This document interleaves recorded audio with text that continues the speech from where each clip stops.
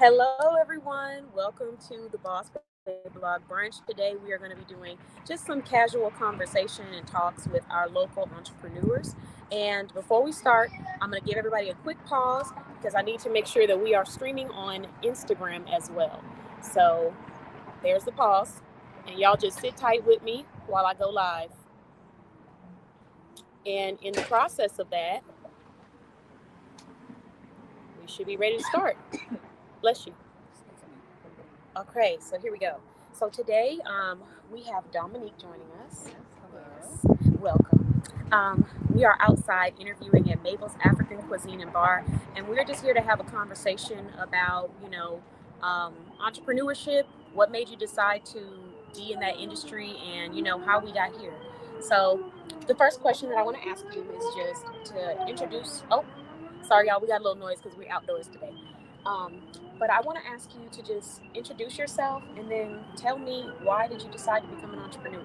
Okay. Okay. You might have to So project because they got some. my name is Dominique Jackson. I'm the owner of The Body Professional. I'm originally born and raised in Atlanta, Georgia. I currently reside in Dallas, Texas. My business is a non-invasive body contouring business that incorporates non-invasive body contouring as well as accountability coaching to enhance and accommodate you to meeting your body goals. Um, I feel that a lot of us women out here, we know what to do and how to do it. However, we're lacking accountability and structure, as well as sometimes we're working on things in our body and not seeing the results we desire. And the best thing about the non-invasive body contouring is that you can directly target specific areas. So if you want to work on your love handles, we can target that with the body contouring treatments, as well as your back rolls or whatever area you're struggling in. So that's the beauty of the treatments. But I also am very big on accountability, on mindset. All of them work together. So with my business, with my transformation plan, we incorporate accountability, structure, nutrition, as well as the non-invasive contouring treatments so that you can meet your highest self with the body that you desire. Okay. So I do have a question. So basically, right now we're getting ready to celebrate Mardi Gras, and the idea or the concept for Mardi Gras is laissez les bons temps rouler. So let the good times roll, right? And in I would say like tribute to that, I want to ask you, what are some of the highlights of being an entrepreneur? What motivates you to get up and run this business? But then I want you to share what are some of the, I guess, hard parts of entrepreneurship that people don't always see that requires discipline. Okay. Yeah. Okay, so in honor of Mardi Gras and letting the good times roll, I think that's perfect for entrepreneurship. One of the greatest things about entrepreneurship is the freedom, the creativity, the lifestyle in itself. You getting to build your own schedule, you getting to make your own timeline of where you want to be, who you get to meet, and those things of that nature. Having not having a set pay rate, I would say you're not. The sky's the limit. Yeah. And Tyler Creator in one of his songs said, "The sky's isn't the limit for us. That's where we just stand to keep going higher." So I love that. Some of the hard things about entrepreneurship is definitely the discipline within itself, the consistency and the inconsistency. It's not like a 9 to 5. You aren't, even if you are clocking in 9 to 5 hours, you're not guaranteed that $250, $300 a day that you were at your 9 to 5 job. So you have to have faith. I think that is one of the biggest things in entrepreneurship. You have to have faith. Whether you're Christian, you believe in the universe, whatever you believe in, you have to believe in something, and as well as yourself. Yeah. Some of the harder things, so like the inconsistency for sure. The lack of support. Sometimes your support won't come directly from your immediate friends or family. I have learned that, and I know you guys hear it so much, and you maybe think it's cliche, but that is really true.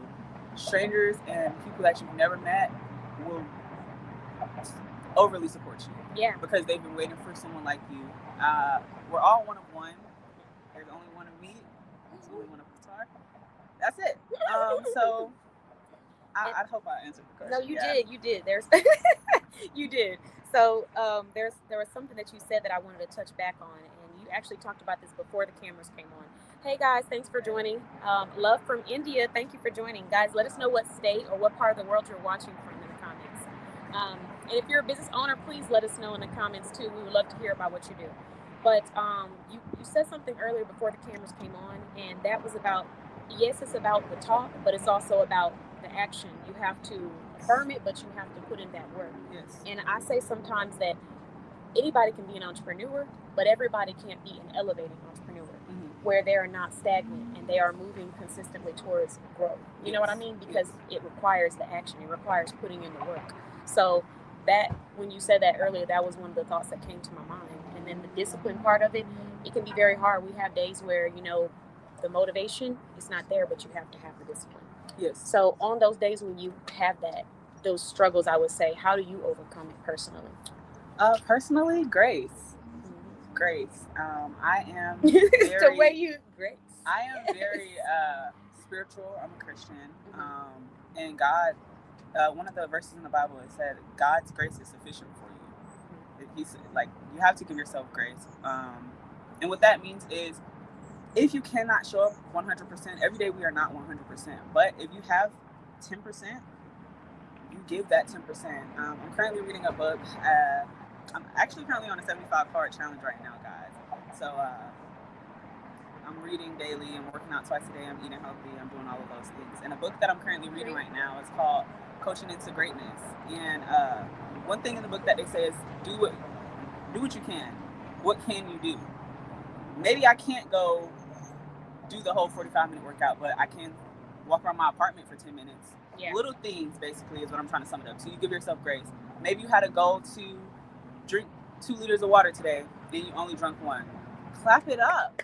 You drunk the 1 liter of water. Basically, sometimes what am I trying to say? You have to give yourself grace daily.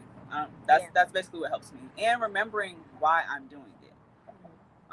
Your why is your biggest reason. What is your why? I'm doing it for myself, for my mind, my body, my spirit, those who came before me, those who come after me.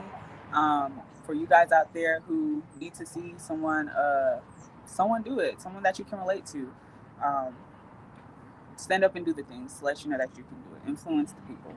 Okay, I love it. What is the conversation about? So right now we're just talking about, we're just having a conversation about entrepreneurship. She is a business owner, and she was sharing part of the reason why she does what she does, but also sharing the discipline side of it, the hard parts of entrepreneurship that we don't necessarily advertise. We were talking about that earlier, about how we kind of live in an instant gratification world. So on social media, even in groups of people are only presenting the best version of themselves in some situations. And it's very easy to assume that because they are there, you're supposed to be there too, even when we haven't done the work yet to get there. It's a journey. But we forget about the journey process when we see that instant gratification. So, we're just talking about that, and also just having conversation about some of the services that she provides. She is based in Texas, originally from Georgia, and anyone who's watching the replay or later, you'll be able to get her links and information. We'll make sure to drop that in the comments as we go. But is there anything else? Oh, thank you. Thank you so much. I love it. We got to pin that. That's a pinnable comment. Yeah. Keep it up, Black woman. You've always been so important for the best growth in history. That is so beautiful. Thank you so much. I love it. Thank you so much. I appreciate you. So now that we talked a little bit about that, let's just talk about what are values that are important to you in life. You did share some of your beliefs, some of the things that you hold closely to give yourself grace and to keep yourself going. But what are things that you are very passionate about, that you want your community to know your message? I am very passionate about love. I know that sounds crazy, but just showing love to those around you. You never know what people are going through. Yeah. Again, I don't want to sound cliche because we hear these things on a daily basis, but sometimes you just have to take the time to process that. I'm very big on love. I'm very big on service. I'm learning service without people pleasing, but I am very big on service. Being there for others, doing what you can for others, being kind, speaking kindly. I'm very big. A moral of mine is health. I'm getting into it because I wasn't raised the healthiest as far as food and fitness. I'm very big on that. I know we hear all the time that health is wealth, but yeah, health is wealth, but it truly is. You have to be healthy mentally, emotionally, and physically, whether you're an entrepreneur or not. If you're a mother, if you're a wife, if you're a sister, you should want to be your best selves. If not for yourself, it should be for yourself, but if not for yourself, for those around you, for those who came before you, those who are going to come after you, if you so choose. Um, Education, I'm very big on education. It doesn't have to be self-development and stuff of that nature, but anything that you're interested in. If you're interested in finance, if you're lost in finance, take some time to read a book. Take some time to look up. We're on our phones all the time. We have so many things right at our fingertips. Instead of scrolling on shorts for the algorithm throwing you random things, look up fitness things or technology or learn about AI. Whatever it is you're interested in, look into it and know that it's never too late. It's never too late for you to learn something new.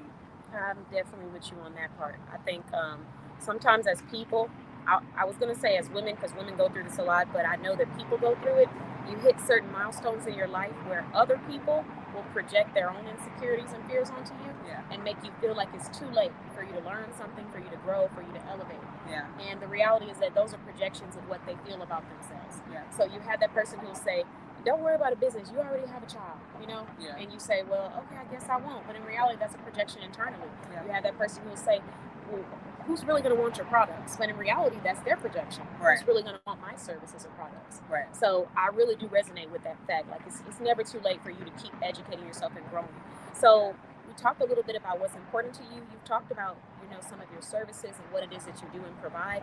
Did you want to share, like, your location for people to stop by, or do they need a book online? So right now I'm operating out of a private suite in Dallas. So if you do book with me, you won't be getting the address until after the fact. I also am mobile. I can travel to your home or whatever location or destination you desire for your treatments. And that is just currently until we expand into a storefront, or, you know, we're evolving, but that is where we are currently.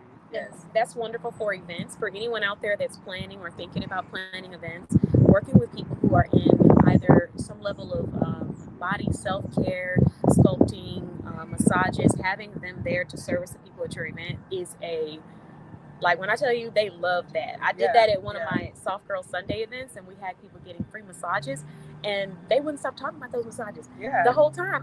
The only thing I regretted was not getting a massage. I was you like, didn't get one? No. Oh my goodness. But you know, it's because when you're hosting the event, you're walking around, you're going from place to place. I'm trying to make sure everybody's good, and I can't stay in one area for too long because I got to give everybody the same amount of love. And so I was doing that the entire event, to the point that by the time it ended and we were packing up, I was like, I completely understand. I completely understand. But I got so much feedback on that. Let's see what we have over here. It says, I'm dealing with something now. I work as a mechanic, a 9-to-5 technician, but want to open a business. Any advice for opening a business while maintaining to survive? Absolutely. So I want to start, if that's okay. Yes. And then I'm going to hand that over to you. So for me personally, the first piece of advice that I would give you is to know that one stream of income for someone who is trying to build their dreams is not going to do it. Go ahead and start having different streams of income, even if some of them come a little slower. So whether that be you creating a workbook where you're teaching somebody how to do a craft or a trade, whether you start an account like Patreon where people are paying you monthly to learn information.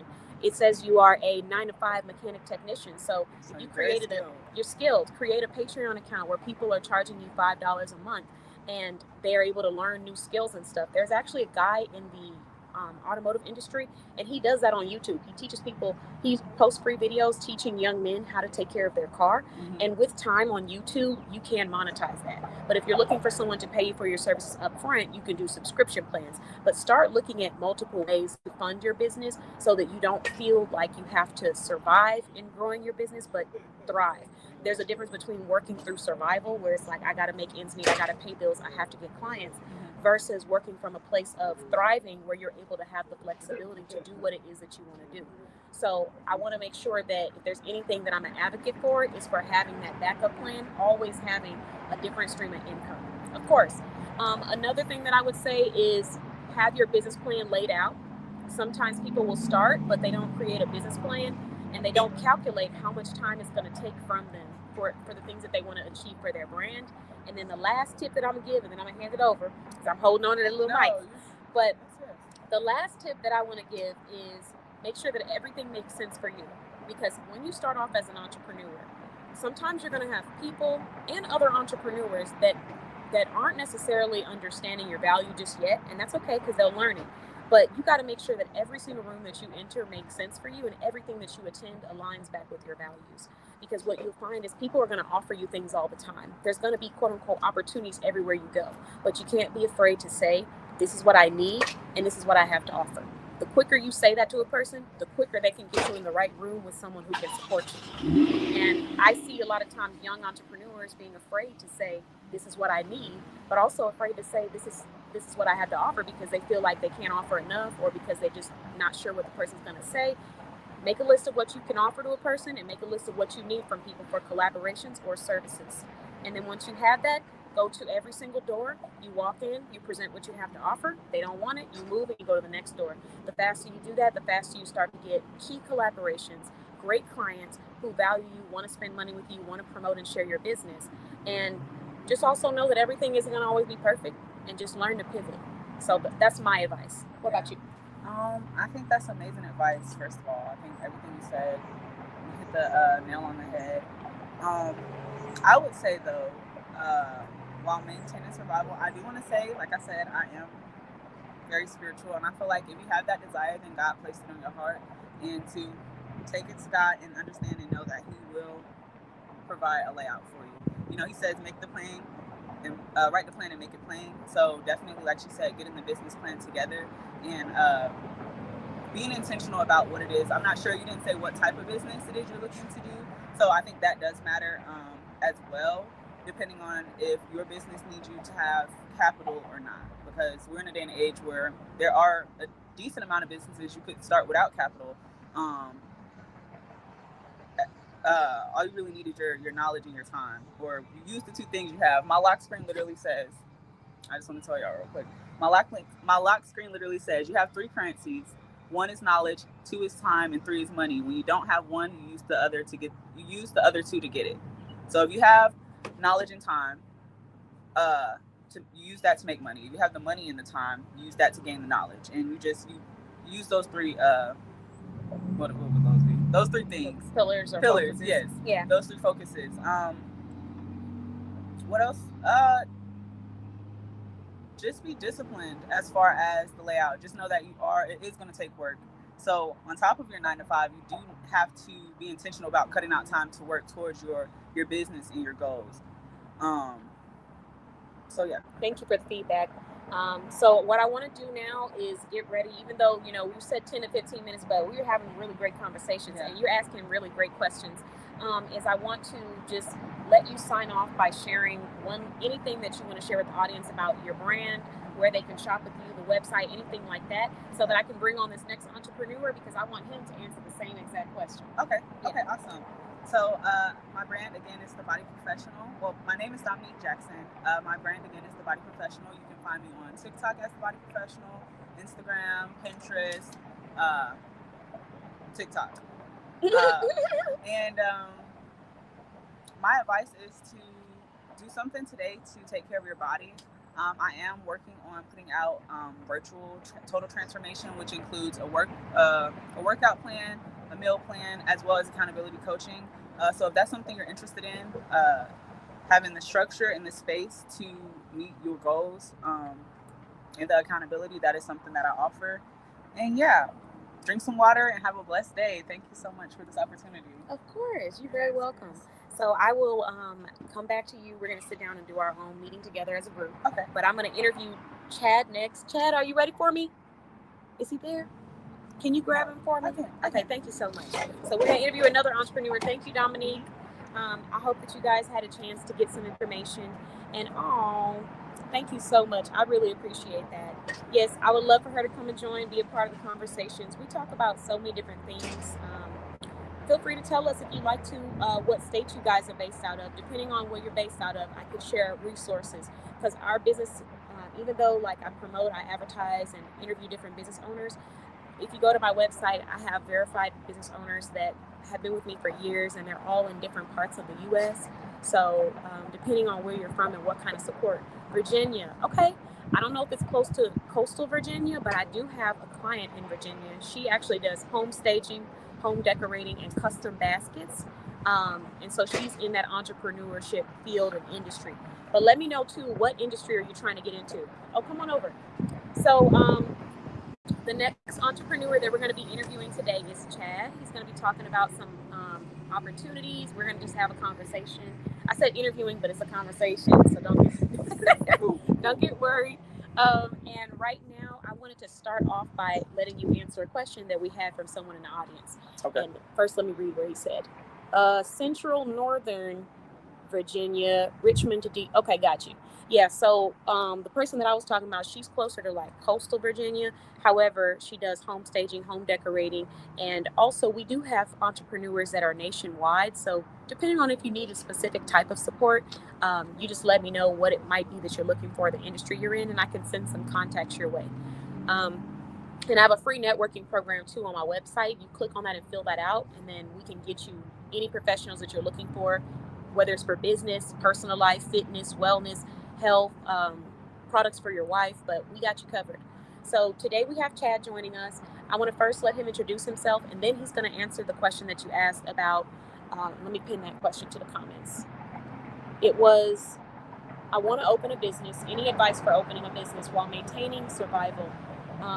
AKA making sure that the responsibilities are taken care of. So we'll get to the question. But Chad, please introduce yourself to the audience, please. How you doing? My name is Chad. You might have to talk a little louder because that car is... Okay.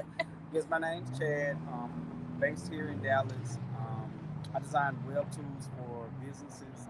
That's my niche. I try to cut down operating costs and time that it takes so that you can focus on what the important matters at hand. Making sure your business is running smoothly, making sure everything is good. I recently created a grant writing software where AI writes the grants for you. You get on there, you tell them about your organization, you pick what organization you're filing with, and it writes a complete grant for you from requirements all the way to compliance. It's the best thing.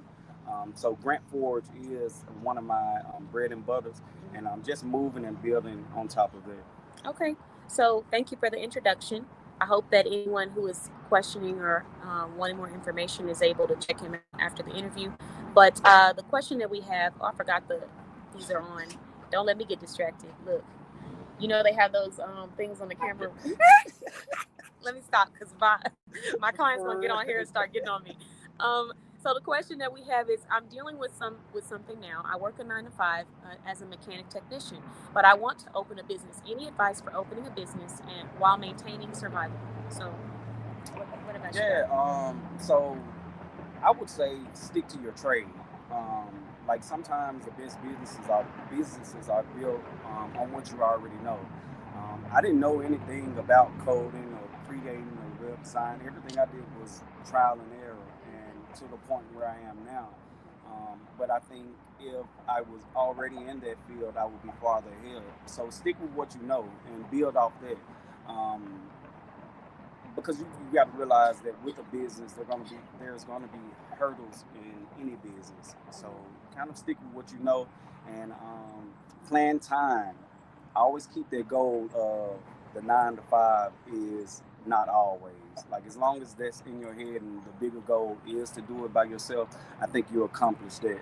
Just setting the tone for yourself sometimes creates opportunities for your business. I agree. And we kind of, when you said stick to your trade or your craft, we talked about that earlier. I was saying you could create an account where people are paying you to learn more information about your trade. Learn how to sign up or how to start or how to become a mechanic technician. Am I saying that right? Yes.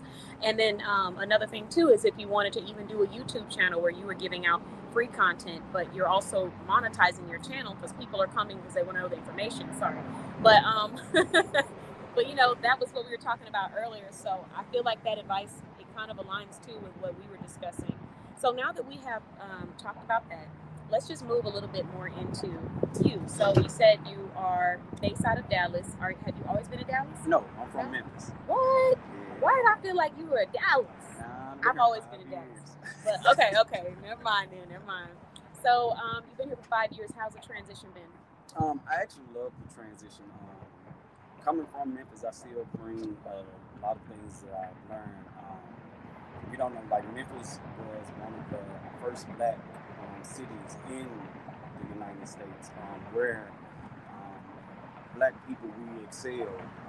We did it ourselves. We built our own, you know, everything, communities, and just that hustle and steal and bringing it to a big city and being able to relate and meet other people like-minded. I just like because there's a lot of other people and opportunities. I Yeah. love Dallas.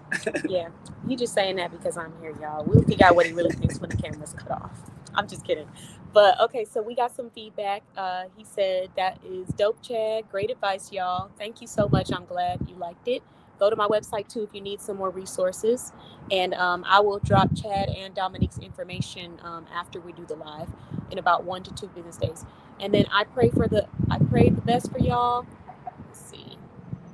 I will stay locked in and keep up with y'all's journey. Take care. Oh, yay.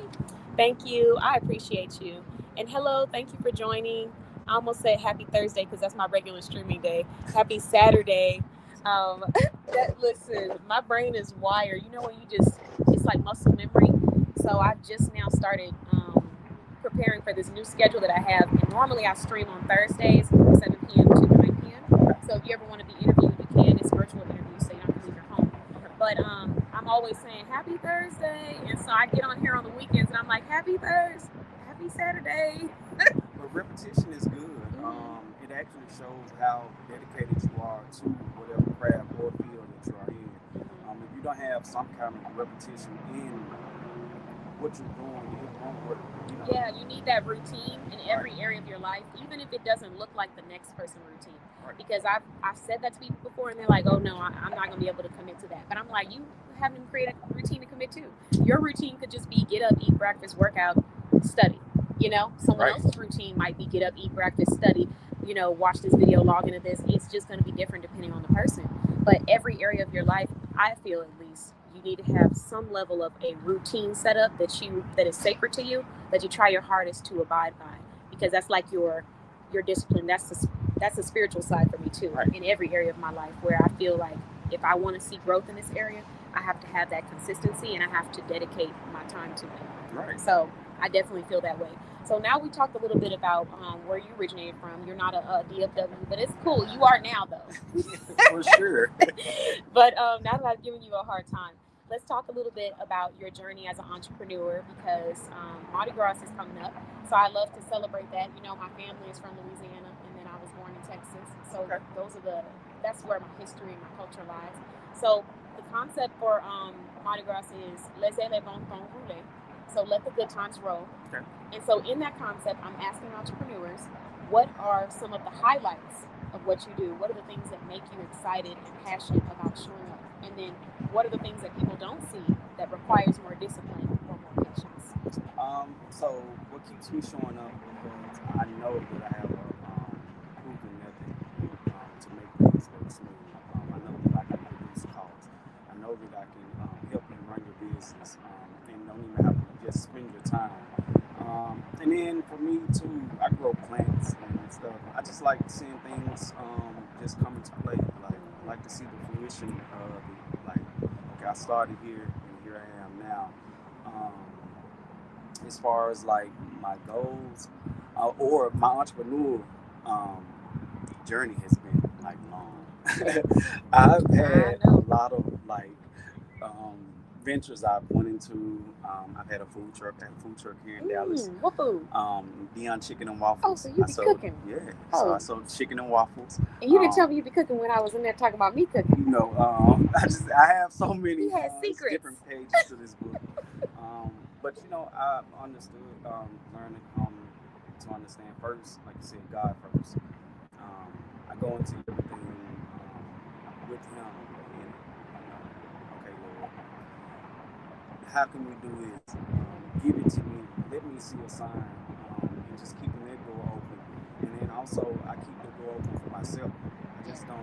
I don't keep myself in but when things go wrong. I go back, collect my thoughts, and then I move forward because I would say it's not how you fall, it's how you get up. Yeah. It's Yeah. easy to be like on the top of the mountain, but it's harder to like be at the top, know what the wind feels like at the top, and then back at the bottom when you're saying, I want to get to the top. I think sometimes being discouraged keeps you from being at the top. Yeah, it does. You're sitting in the mindset of like, well, I didn't do this, or I'm not perfect at that, or I need that. And I was just talking about that because for me, my journey has been it has been long too. In a good way, in a productive way. But there's a lot of things that you have to overcome as a human alone. And then when you're trying to achieve anything in your life, whether it's a better family situation, whether it's a business, whether it's a dream, whatever it is, you're always going to have obstacles because that's just life. There's just always going to be something there, and you have to decide what role it's going to play in your life. Is it going to be my identity, or is it just going to be a part of my life and my history? And then I keep going. So, I definitely had moments like that, and you have to remind yourself that this is a temporary thing. It's not a permanent. Right. And a lot of times people get stuck in their emotions and allow that to sometimes they victimize themselves, but sometimes they allow it to be their identity. Right. And they're kind of one and the same sometimes, I would argue, because everybody has a different opinion. But when you are going through something and you allow that to be the reason why you can't do anything, in many cases, not all, it does become a situation where now you are stopping yourself from achieving what you could achieve. Oh, well, nobody knows about me, so they probably don't want to hear what I have to say, so I just won't talk about it. Right. You start to create your own characteristics of who you want to be. So I definitely resonate with you on that end.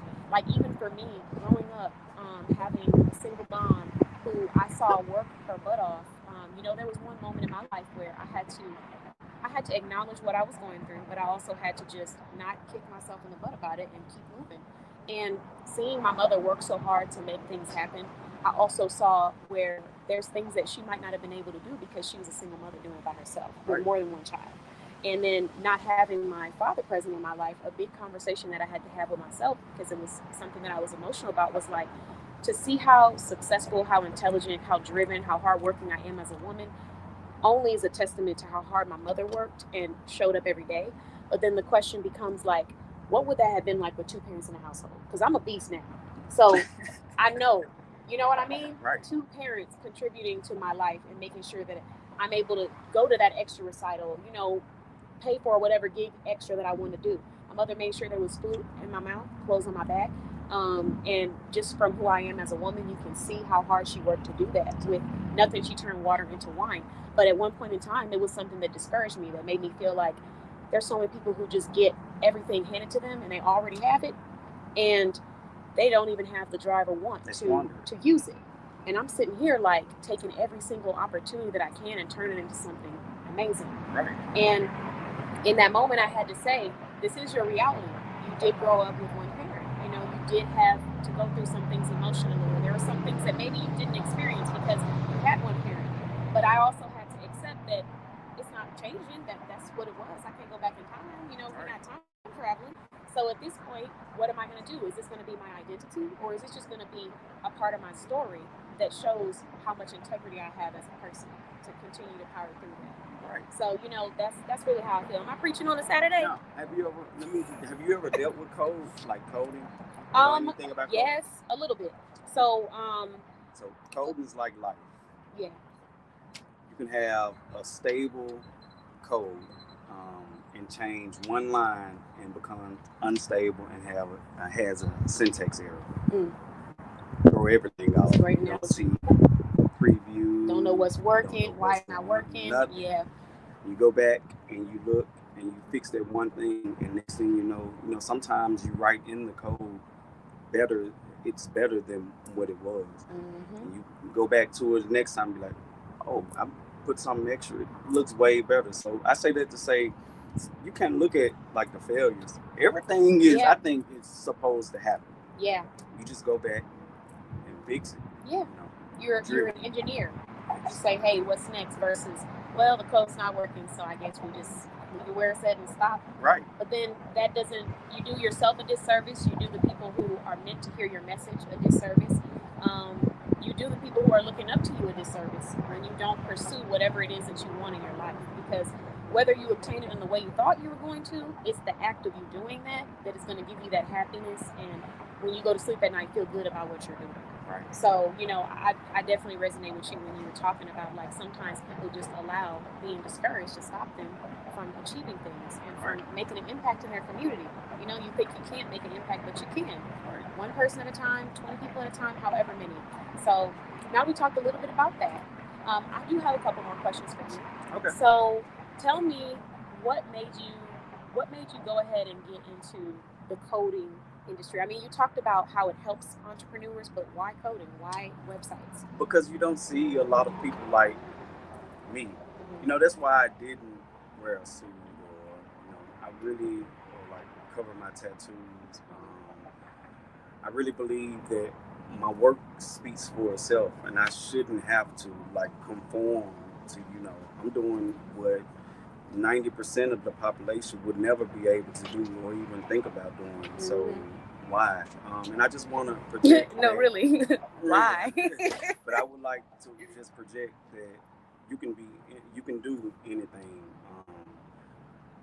I love my youth coming up, but I just think that they need a way, like not only a way to say, hey, this will help you on in life, but hey, look, this can put some money in your pocket right now. You know what I mean? You don't have to hustle on the street. You can hustle websites. Come on. Yeah.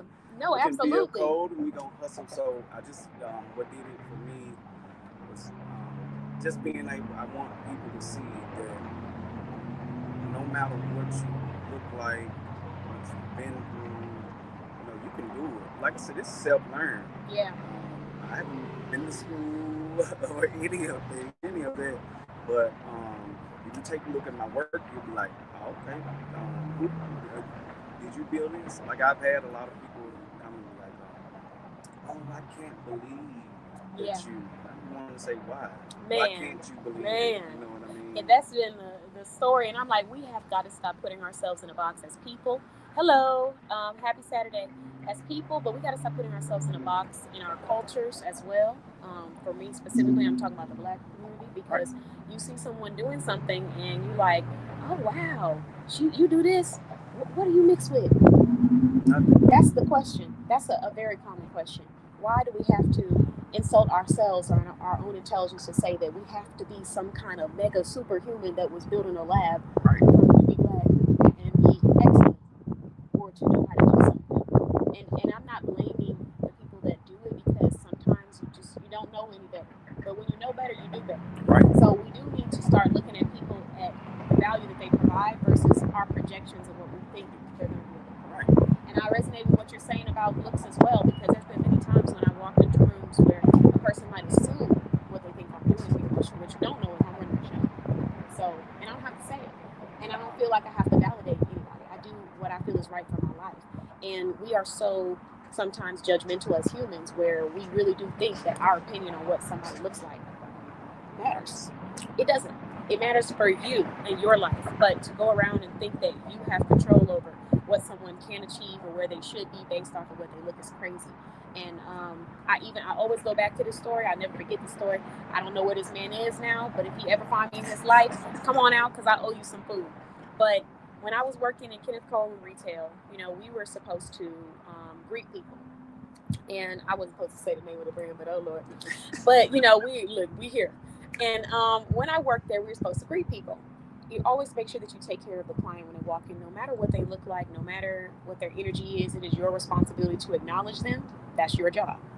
And we have different people coming in from different parts of the world. They'll always be dressed up in suits, ready to get suited as well. And sometimes we have people coming in just like chilling or bumming it out, whatever you want to call it, but chilling. And that's their life. That's their money.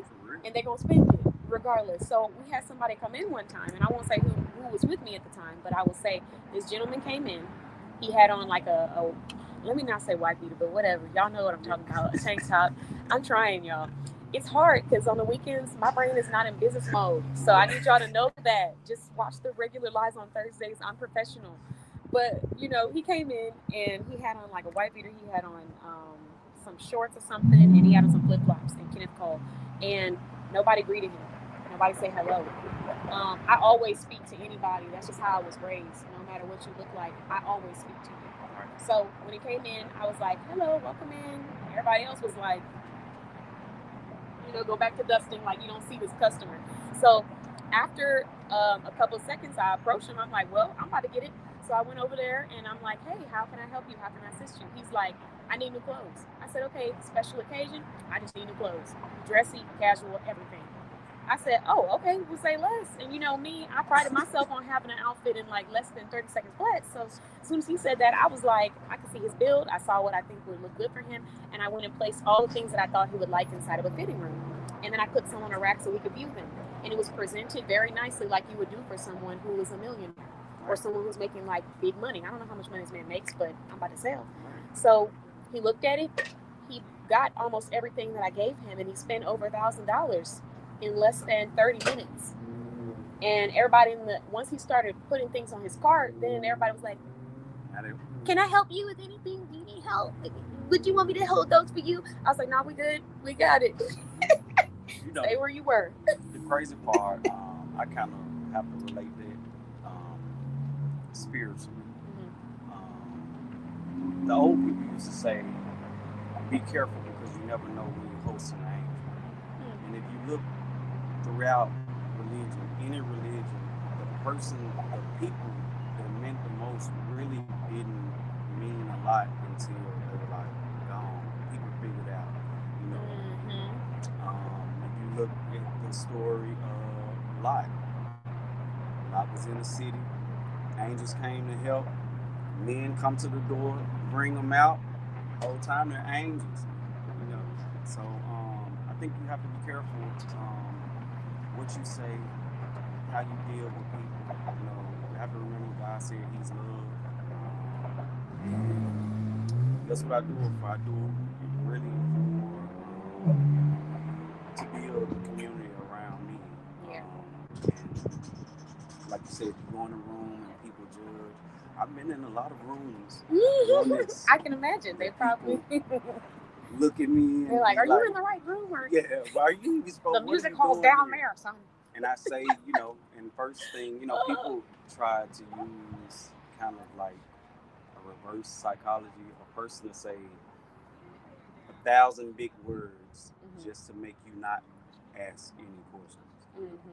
And I've been in a situation where you said such and such. I don't know. Can you explain at the end of the thing? Sometimes the substance is not there, but they have the facade that it is. And that's what makes people buy into them. And we have to, like you said, represent so that other people can see that substance and quality has different looks to it. And we shouldn't be going based off of what society tells us is quality, because that's been my journey as an entrepreneur. I've had so many rooms where I've walked in and expressed to a person how I can bring value because they were interested, or they expressed that they were interested. Right. And because they saw someone that was doing something fancy or, it looked extravagant, they said, hey, I'm going to go there. And I let them go there. And some of them end up coming right on back. And we got to fix everything that you didn't I got to undo everything you did. You should have just paid attention and really focused on the quality and the substance that a person is bringing to you. And then do your own research too. It's okay if you say, I'll come back later, because what you'll find through research sometimes is, wow, this is a really great offer. After I've done the research and looked at how much it normally costs me to get this, or how long it would take me to find somebody with these kind of skills.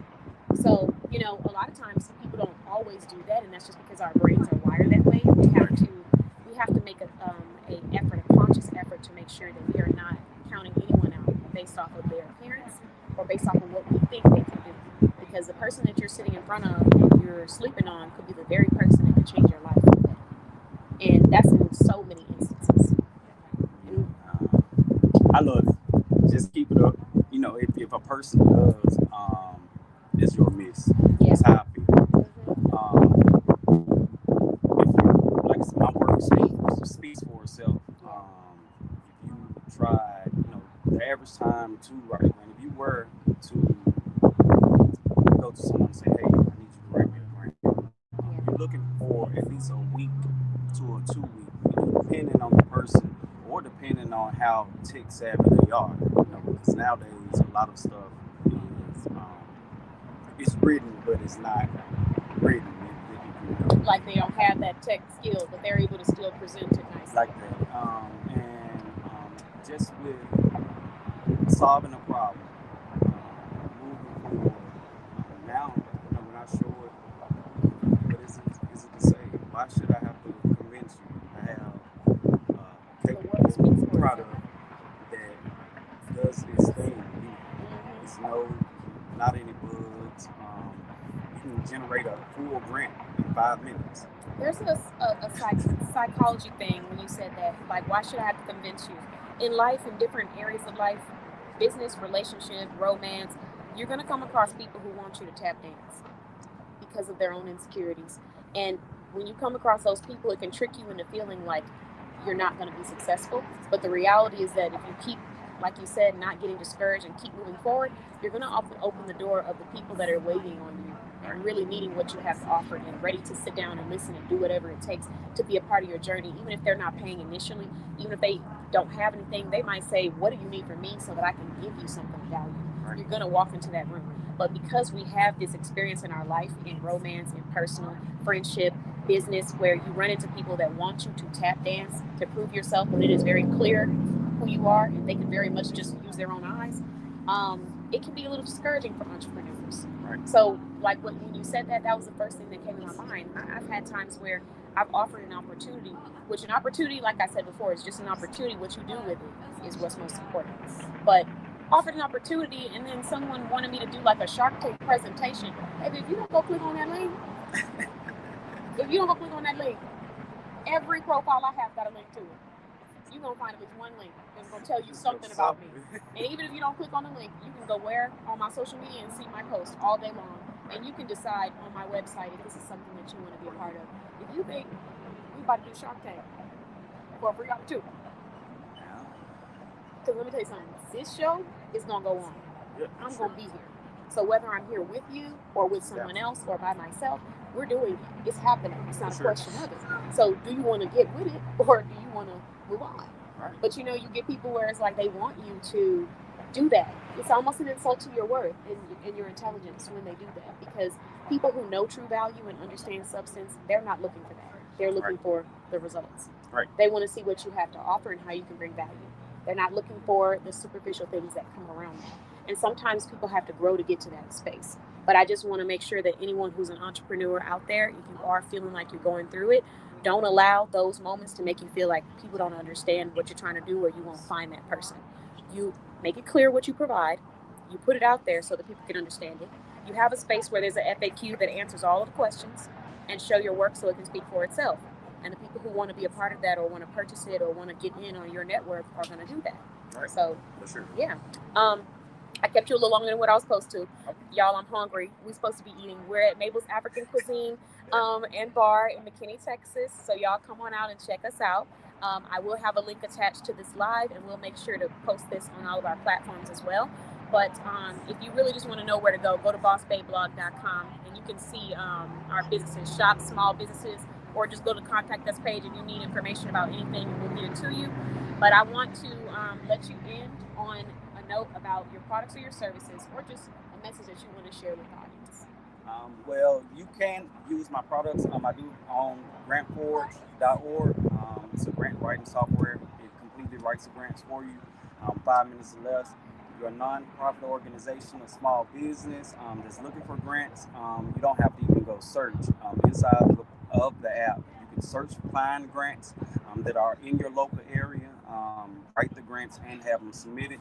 And I just want to say, never stop going. Like, keep going. Don't let anything put you down. Keep God first and 1 foot forward. Okay, well, thank you very much. And I want to end on the note of practicing discernment. So obviously we talked about a lot of different things today, but you're on your own journey and you have a sense of what you need to be doing for yourself. So as you're listening to these messages, focus less on listening to respond and more on listening to understand the core message behind it. Because whether you practice Christianity, whether you practice another spiritual religion, there's some core elements here that I think a lot of people can resonate with. Integrity, continuing to move and don't allow yourself to be discouraged, giving yourself grace, working through obstacles and just pivoting to the next thing. That's really what this conversation is about.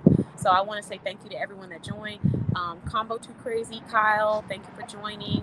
We had somebody else earlier from India. Shout out to you. And if you're watching the replay and you have questions, just head to bossbayblog.com. And next time, meet us here. We will be changing the date of our brunches because it is getting hectic over here at Boss Bay Blog, and I'm not gonna lie to y'all. So it will be on Saturdays for our brunches, online and virtual. I mean, in person and virtual brunches will be online. If you would like to come and be interviewed, the price point will be around $10 to maybe $20. And then if you're wanting to go in and eat on your own, you can. But if not, we interview you. We're gonna work through it. We also have our virtual brunch where you can just be interviewed from home and not have to spend any gas money driving anywhere, and that one will just be $10 to join. So if you think you're interested in that, head to our website, bossbayblog.com, and fill out a contact us form for any questions that you have on the people that I interviewed today, our platforms, our resources. We are more than happy to help and be of service, and most importantly, we're more than happy to remind you that for every solution that you're looking for in your life, there's most likely a small business owner that's able to provide it at a very high quality and will definitely appreciate you as a client. So shop where you're appreciated. Thank you guys for watching, and we will talk to you soon. Bye-bye. Oh, I'm sorry, wait. Shout out to all of the brands that I'm representing today. So my glasses are actually coming from Carlita Cosmetics. My bracelet is coming from Bling with Shell, and my necklace is coming from Bling with Shell as well. Okay, looks like we have another interview, guys. Thank you. Before we end, we have one more interview that I'm going to do. Okay, so Chad, whenever I finish with her interview, I'm going to go inside, start my food, and then if you guys want to kind of talk as a group and network, we can.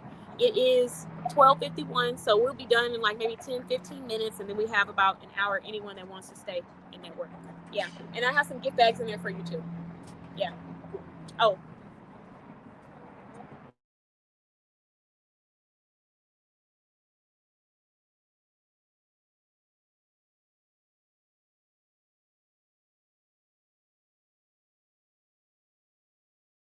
All right, come on over. Sorry, guys, I had to mute. We have more people coming through. How are you? Good, thank you. I love your earrings. Thank you so much. Very Valentine's Day. Yeah, exactly. That's what I was thinking. Okay, so let's go ahead and get started. Welcome to the brunch. Thank you for joining. And what was your name? Dasha. Dasha, nice to meet you. That's beautiful. So today we are just having a conversation about entrepreneurship and why you decided to become one. Mm-hmm. But what I also want to do is I want to let you answer a question that somebody asked in the comments. Give me 1 second. Here it is. Okay. So the question is, I'm dealing with something now. I work 9 to 5 as a mechanic technician, but I want to open a business. Any advice for opening a business while maintaining survival? Absolutely. So actually that kind of relates to me as well because I still work my 9 to 5, but I started the travel industry business. Oh, you might have to talk a little louder because of the cars and stuff. Okay. Sounds good. Well, as far as the advice goes, I mean, depending on the industry that you're starting with, I don't know a lot about outside of the travel industry, but that's where I started. And it's just being able to prioritize and also have a dedicated mindset and understanding that when you're starting a business, it's not going to be success tomorrow. Like you start today, success tomorrow. It's going to take at least 3 to 5 years to get everything up and running and setting yourself up for success. With a little closer. I got 2 screens. There we go.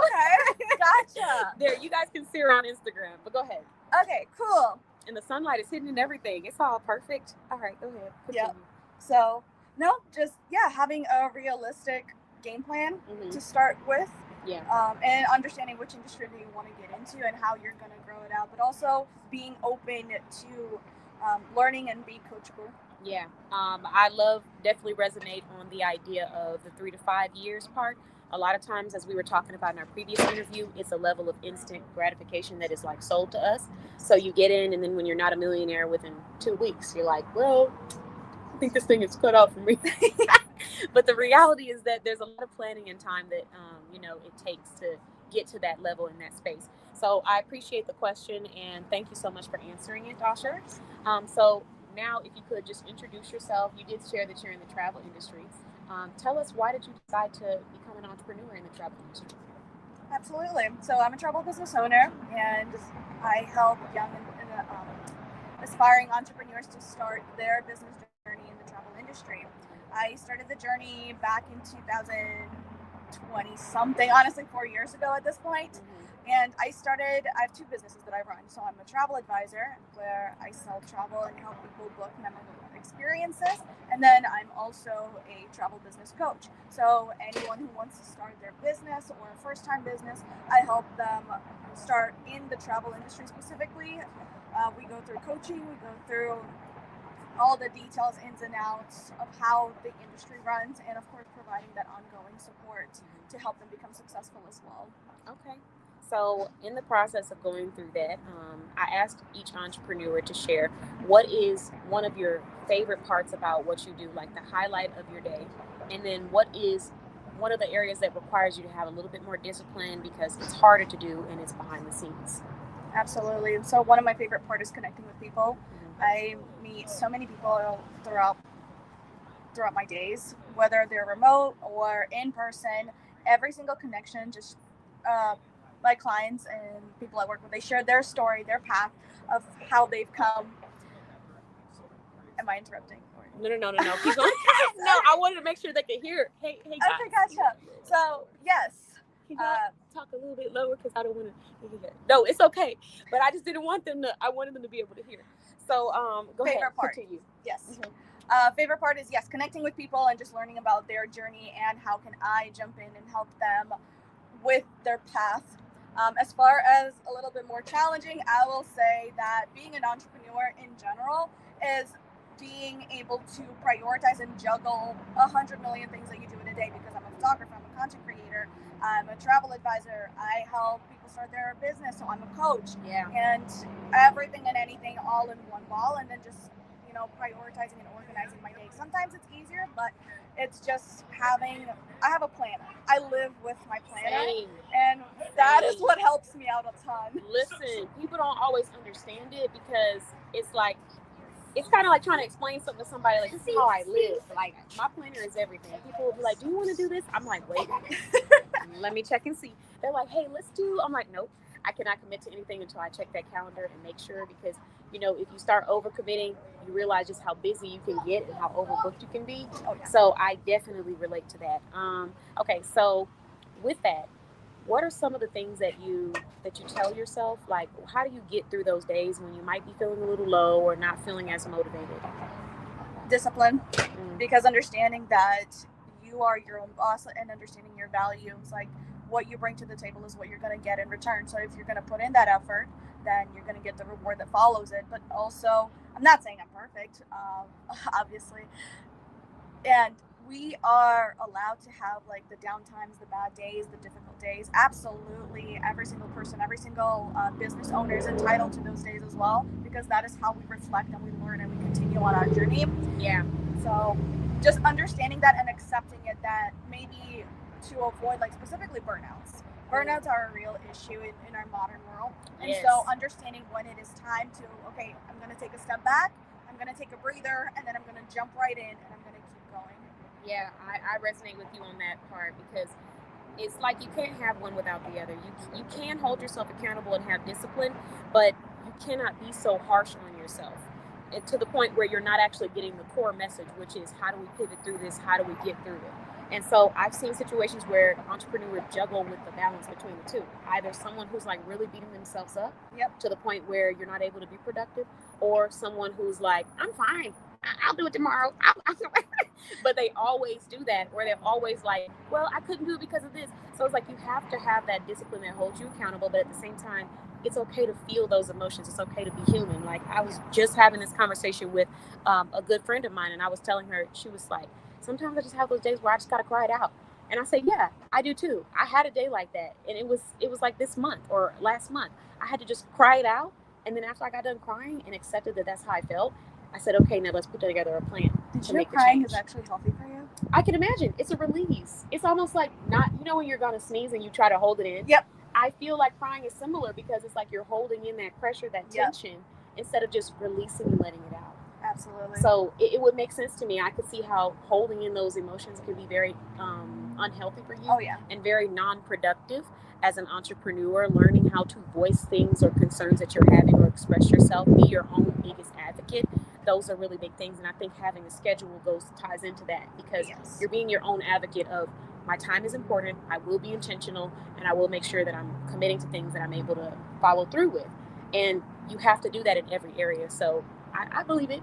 I believe it. I have those days. I'm like, I'm overwhelmed, I'm overstimulated, and tears are coming, and I'm gonna let them out. And I let it out, and you wouldn't even know, like, after I'm done, like, I might have an event, or I might have something that I take care of, and I get on like, okay guys, are you ready? Because I've released it.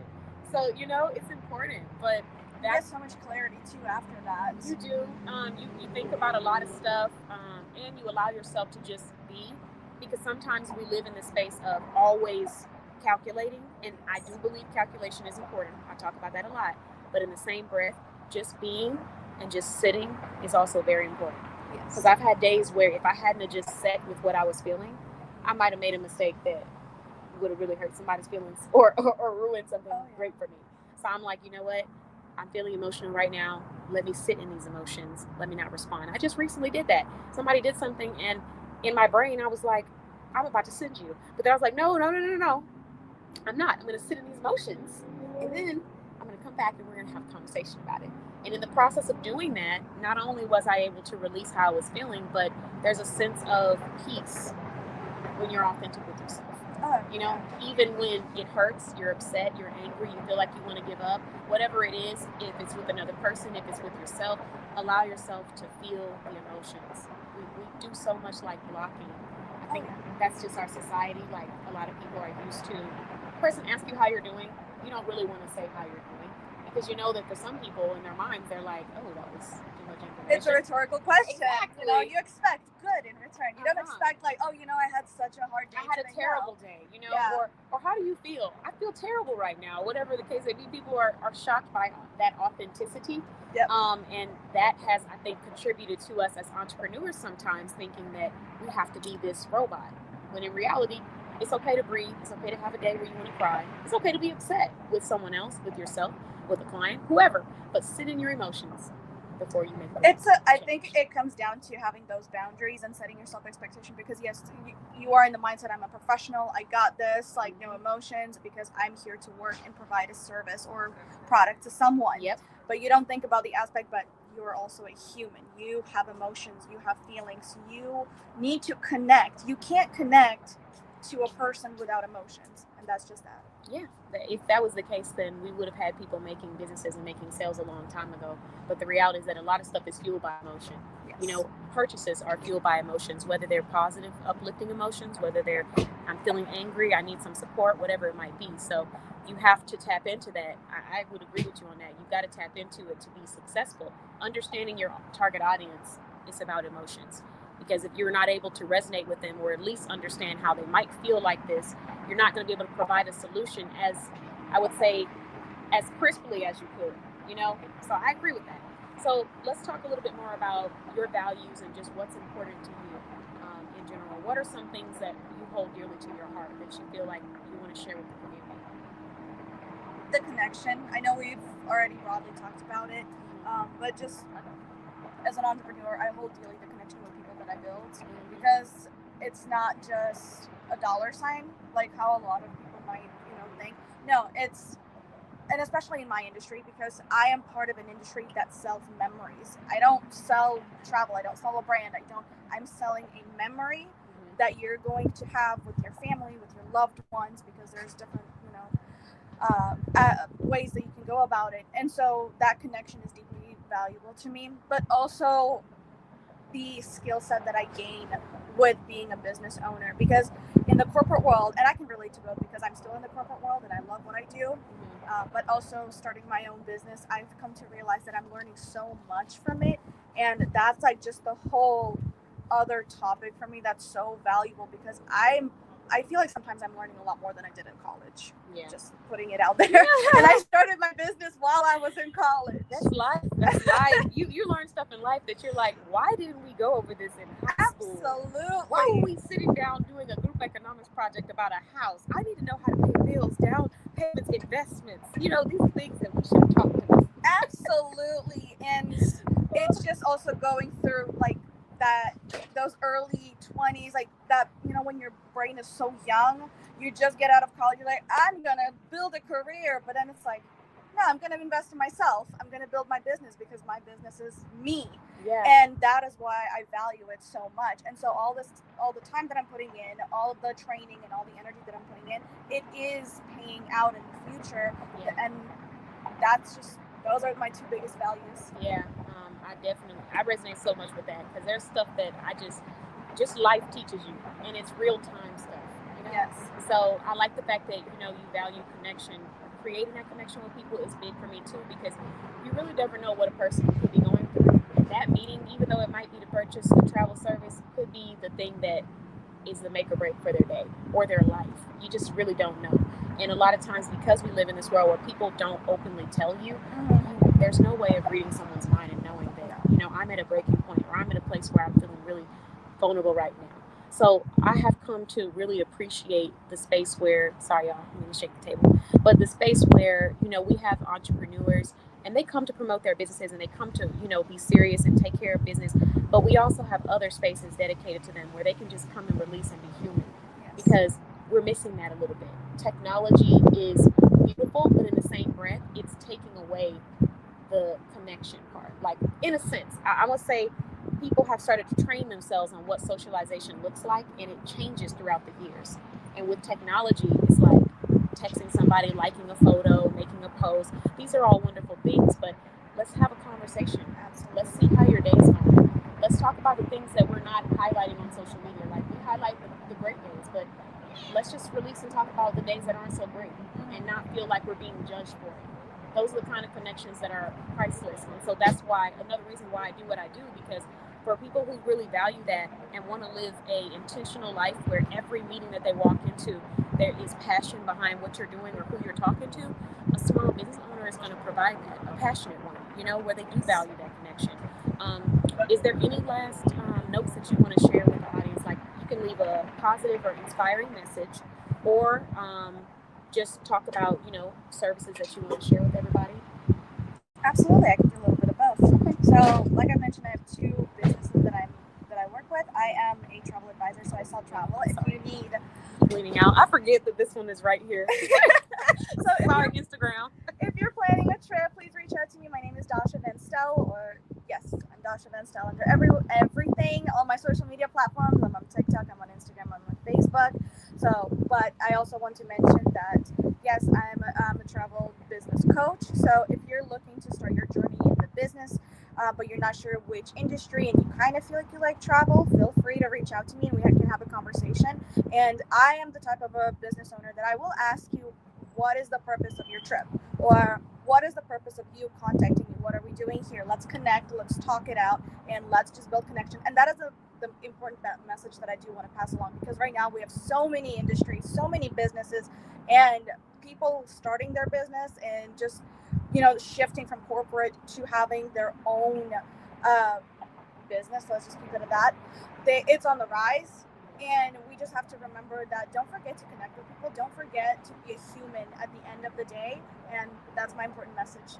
Okay. And I just want to take a moment of appreciation for the glasses right now, because the fit is just like, I'm loving mine and I'm really loving yours. So can we just get a pose for the audience? Yes.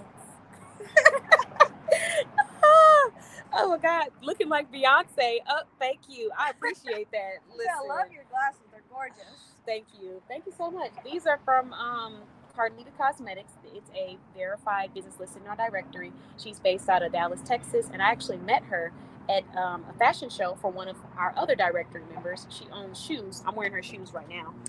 But she has many different pairs and styles. Okay. But I went to her fashion show and I met Carlita in person there. So now Carlita, she sells lipstick, lip gloss, eyelashes, clothing, and she also has eyewear. But what I'm finding is that her eyewear line is exclusive. Oh, nice. Yeah. Not I'm your Jay-Z. Guys, it's not that type of life. But, I will take the compliments. Thank you very much. So, I went there and I saw her eyewear. So when she goes to pop-up shops in Dallas area, she has like an exclusive eyewear and jewelry collection. When you go to her website, you'll see her makeup, her lip gloss, lipstick, and stuff like that. So, Okay. I'll have to check it out sometime. That's awesome. Yeah. But thank you so much. It's been a pleasure, and I look forward to Likewise. talking with you more in there. And when you go in, could you possibly bring out, or just prompt someone else to come out so I can interview them? Okay. Absolutely. Thank you so Thank much. you. Thank you, Dasha. Okay, everyone. So it has been a wonderful day, afternoon. Oh yeah, you got to go the other one. The other one? Yes, Okay. I'm so sorry. No, that's I didn't okay. think about it. But I did not. I did not expect that we were going to have such great. I knew we were going to have great conversation, but like the conversation has just been outstanding today. So we just recently interviewed 3 different entrepreneurs, and now we're interviewing another entrepreneur. In the process of doing that, I just want to congratulate everybody for all of their achievements. Thank you so much for your hard work, and let you know that we are here for you. So whether you're an entrepreneur or you just want to learn about them, we're here. And again, we're here at Mabel's African Cuisine and Bar, which is in McKinney, Texas. And this is where we are hosting this brunch. If you are an entrepreneur that would like to come out in person and be interviewed, you are more than welcome to come out and have a conversation with me. Although I am somewhat interviewing you, there's a large portion of this conversation that is just going to be dedicated to me getting to know you and understand you. So we're going to wait for the next entrepreneur to come out, and just give me one moment.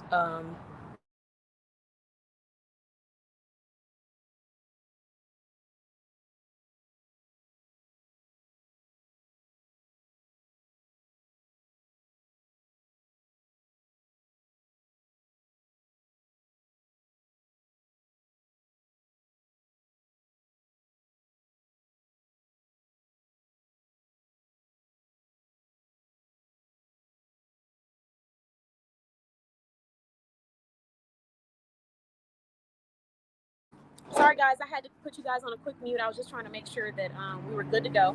So did your wife want to jump in too, or how do you feel? I'm good. Oh, okay. I mean, she can. I don't think she planned on it. Oh, okay. Yeah, I don't want to surprise her then. Yeah, no worries. So what I'm going to need you to do is lean in just a little bit closer. We got 2 screens. One is for Instagram viewers, so it's like vertical, so you might have to get even closer.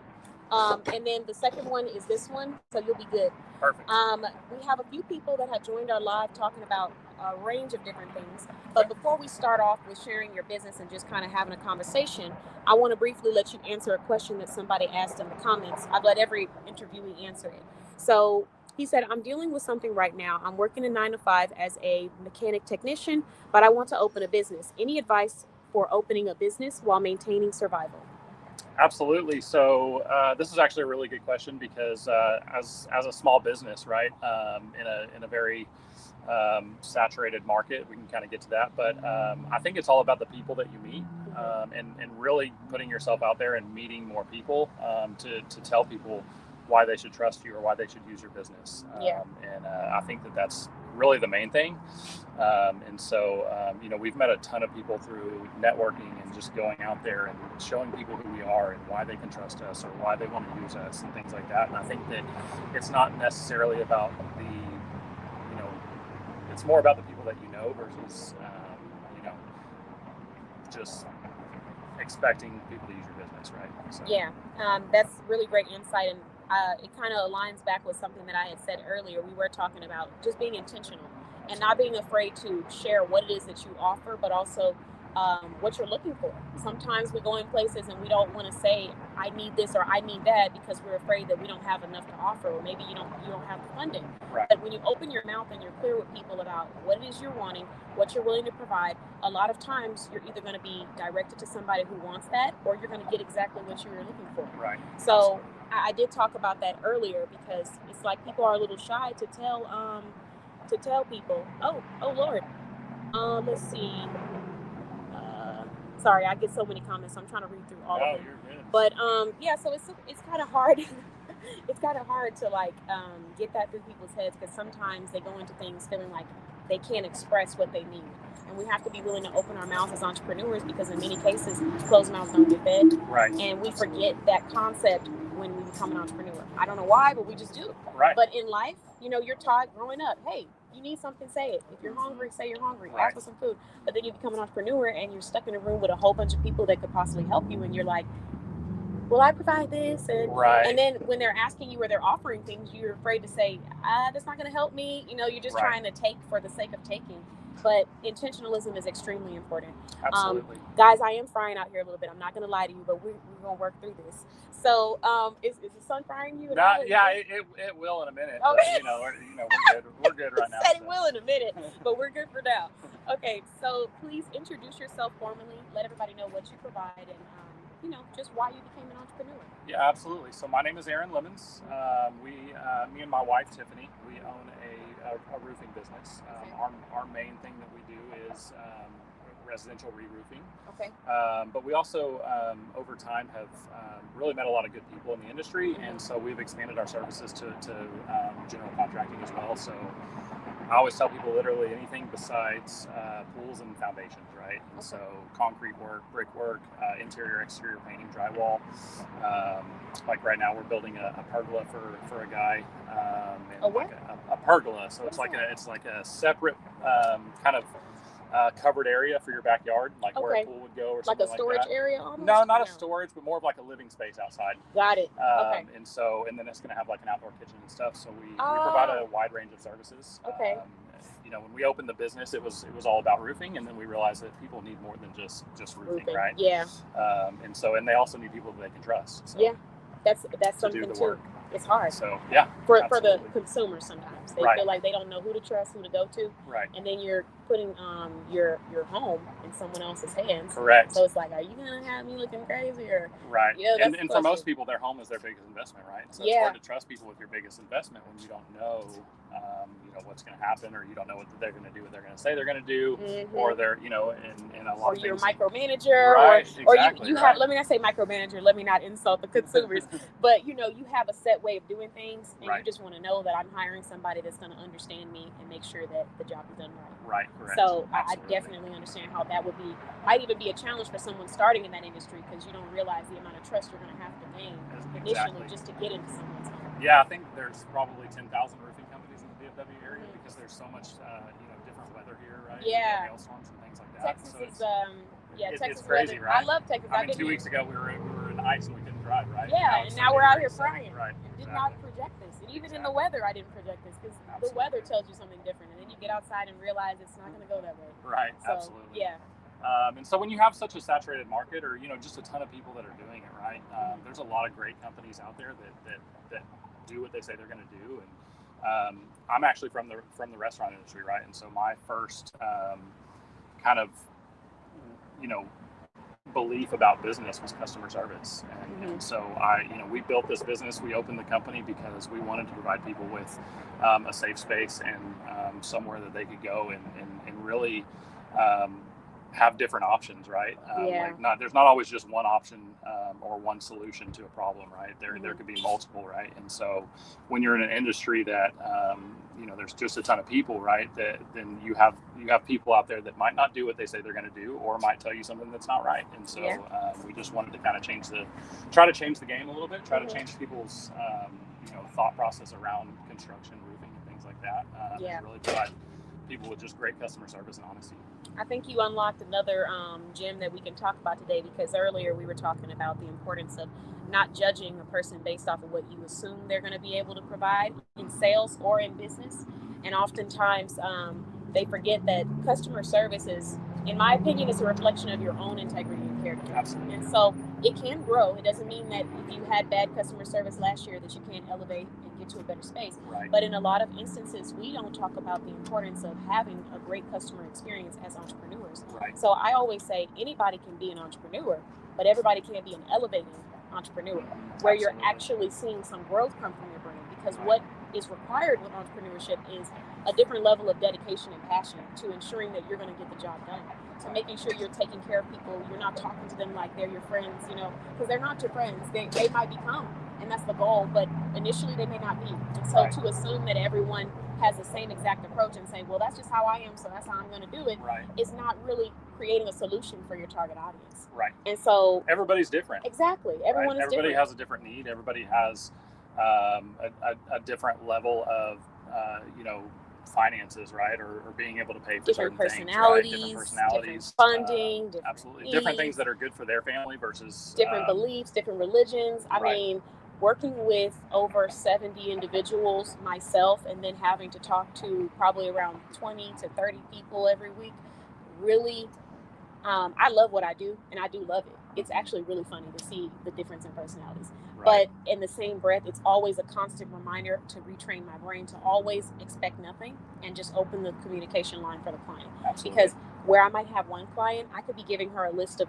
instructions or things that I need her to do, or hey, you're going to do this, this, this, and that, and she's just silent. Mm-hmm. And in my mind, I'm assuming, okay, she's overwhelmed. Let me go ahead and bring it back in.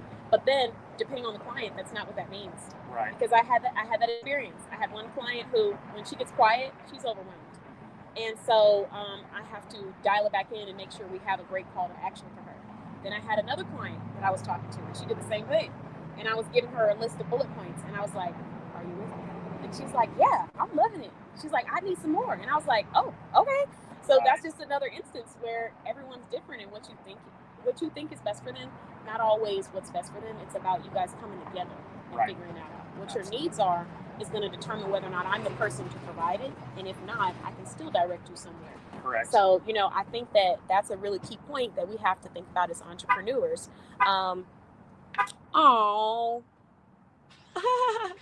So we got a couple of comments. Somebody said, I love that you're in business with your wife. That's Tiffany.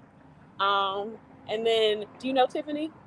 No? I don't think so. I mean, I know a couple Tiffany's. Oh, okay. I didn't know.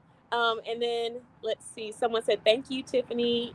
It happens. I'm Aaron's wife. Okay. So I do know Tiffany. That's my wife. I didn't want to say it was my wife if it wasn't my wife. No, that's a different Tiffany. Oh, it is? Okay. Oh, that's hilarious. That is. Wait, yes, that's a different Tiffany. That is so funny. That's oh my God. Funny. I didn't want to say it was my wife if I didn't know. Right? Like, that's my wife, and then my wife would be like, "Ooh, what?" That's good stuff. Right. And then we got Tiffany on the live. That's wonderful. Shout out to you, Tiffany, for the clarification. But yes, I definitely, it's so funny. I love live streams.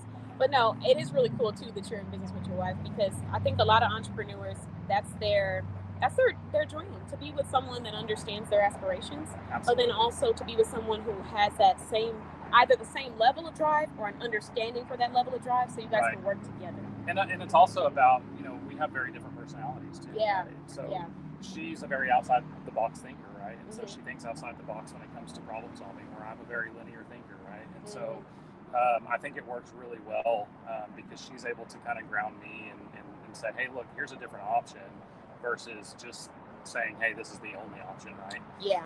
And that works really well, I think. So with us, for sure. I gotta bring it for the people that are out there working hard and single. What would be your advice to entrepreneurs on finding a great partner who is going to support them? I think, to answer your question, I think it has everything to do with who you are at your core, right? And what your values are, what you want to offer people, and how you want to be different. If you're a single entrepreneur, it can be very lonely. Mm-hmm. It can be very like you're all by yourself, and you're in this space, right? And you there's only one thought process, right? And that's the thought process that you were raised on, or that you've always thought, right? And so I think that if you're kind of a single entrepreneur, or somebody that's doing that, and you're looking to bring a partner in, or somebody to help you, I think that they need to align with your values and why you created your business, right? And if it doesn't align, then it's probably not a good fit. So I'm gonna definitely have to second that. Tiffany, feel free to chime in if you'd like to, but I definitely second that, because I've had moments where I realized in a potential relationship that this wasn't going to work because our values don't align with what's important to us. Right. And the things that, it didn't necessarily mean that, they were a bad person, but just the stuff that was maybe common sense to me, or like not common sense, but that definitely didn't sound good. But the things that was just like automatic for me, it was something different for them. Right. And not that different is bad. Some people are willing to embrace and try different things, but in that moment I could see that it wasn't aligning. Right. So I definitely agree with that insight. And then I also feel that sometimes I have experienced where people are in relationships, marriages, boyfriend, girlfriend, and they are running businesses either together or separately, and it is almost like they're doing it by themselves. Right. I've seen that like with people that I care about. So the question that I want to ask you is, what is one way that you would recommend somebody could be a better support system to their spouse if they're running a business or if they're running it together? Yeah, I think that it's really about bouncing ideas off of each other, right? Mm-hmm. Bouncing ideas off of each other, and working through problems that are maybe difficult to solve, or there might not be a clear answer, right? And so just the other day, I had a customer call me, and it was, I went into my linear thinking. It's like, okay, this is your option, right? And she was able to say, hey, what about, let's brainstorm some different options that might be able to help this person, versus only giving them the one option, right? And so I think bouncing ideas off of each other and coming up with a solution that best fits the situation is probably the best thing about that. So what I'm hearing from that is bouncing things off each other, but also having the openness to hear a different perspective. Correct. Because it could be a better solution or something Absolutely. you guys can do. So collaboration, which makes complete sense. Absolutely. And then let's see, we got a comment from, let's see. Oh, hold on. We got a few. Sorry, guys. When the sun comes out, the screen goes down, so I might have to take off the spectacles. Let's see. Love True Bond Roofing and Contractors. Barton and Tiffany are amazing and do quality work, reasonable pricing, locally owned, means so much to us. They will be here after the job is done as well. And then Tiffany said, in business, this is Tiffany, your wife, in business, marriage, and daily life, our higher purpose has to be the top priority. Love that. Okay, Aaron, not Barton. Yeah, that's what I was wondering. I was like, who's Barton? Actually, Clara Russell, I actually know her. I did do some work for her. Let me pin her comment. So, but yeah, welcome, Clara. Definitely Aaron. Okay, yeah, I was like, Barton. In my mind, Clara, you had me thinking I was about to say this man's name wrong. I was like, oh my God, I hope I didn't call him Aaron already. But okay, so love that. Thank you so much for the feedback. And I do love locally owned businesses. They mean so much to us. Small businesses are preserving history and culture. Everybody's different. And so when you're supporting a small business, you're supporting a mission, a different family, a different value. And even if we don't all align in our own values, we all have a light that we can give to someone else. Absolutely. Even if they don't align with our values. And so when you're supporting people, even when you don't completely see everything, it brings a level of diversity, I think, to our community that we need. And that's part of the reason why I enjoy working with small businesses. Because in corporate environments, I've worked in the corporate environment, and there are some cool things about it, but then there are some areas where it's kind of going to be black and white. Right. Absolutely. So a small business allows you to have a little bit more, I would say, flavor, or seasoning, No offense to the corporate, because we loved corporate at one point in time. I was in the corporate industry too. Oh, and I'll give you an example of that too. So the very first roof that I ever put on as True Bond Roofing, right? Mm-hmm. The customer had multiple roofers come to him, and it was an insurance claim, and they had they had their deductible, right? They had to pay out of pocket, right? And they talked to two different roofers that said, hey, here's your options, right? You pay your deductible, we get all the work done, and that's it, right? And we actually were able to, since I own my own business now, we're actually able to go in and say, hey, look, you still do have to pay your deductible, but why can we not finance your deductible, right? Or why can we not allow you to make payments to do this, because you might not have that money currently, right? And so we ended up financing him, in-house financing for 0% interest, and he, oh wow, 0% interest. Yeah, he paid us $250 a month for 2 years. And wow. So, that's just something that, may not as somewhere else that where I, in my previous jobs, I wouldn't have been able to do, because I can't make that decision, right? And yeah. So as a business owner, you're able to make decisions that align with your values and that are able to help people versus just giving them the one single option that most other people might give them, right? You control the culture. Absolutely. That was actually the inspiration behind me being so excited and passionate about my brand. It has challenged me and shown me the huge responsibility that you have as a founder, as a CEO, to make sure that everything you say and do aligns with the culture that you want. Because there are moments, even as humans, where we have emotions. We can be emotionally led if you allow it to. But then I have to ask myself the same question, which is, if I was working here, would I stay here? Right. And when I ask myself that question, that usually allows me to make the decision that I need for my team.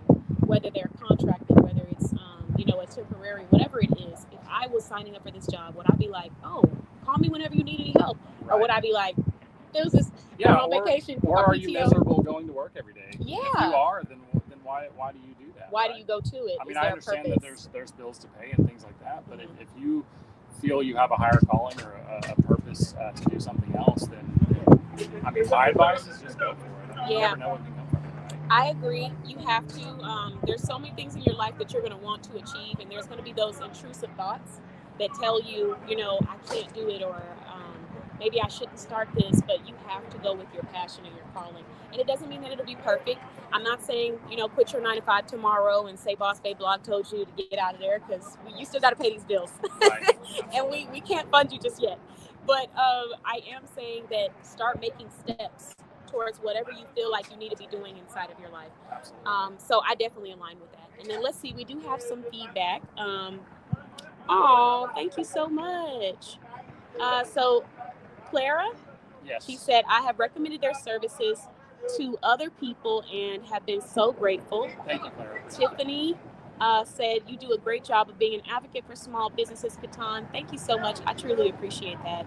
It's my true calling and passion. And Clara said, Aaron and Tiffany are so invested in their clients. No job is too small or too large. Their 5-star reviews are proof positive. So I definitely feel like you have some level of like an elevated customer experience for you to be able to even put the offer out there to finance somebody. I mean, some people are not at that stage where they can do that, but there's a lot of people who are at that stage and can, or businesses, should I say, and Right. that those words aren't coming out of their mouth. 0% Right. interest. Yeah. You're gonna pay that interest. Right, exactly. For some customers specifically, right? Like, I've seen people say like, hey, you need, the customer told me, hey, I had somebody else out here and they said, I need a whole new roof, right? And I'll say, let me just look at it for you, right? And I go up there, they have one missing shingle, or, one area that might cause a leak, right? Well, that shingle can be fixed versus fixing your entire roof, right?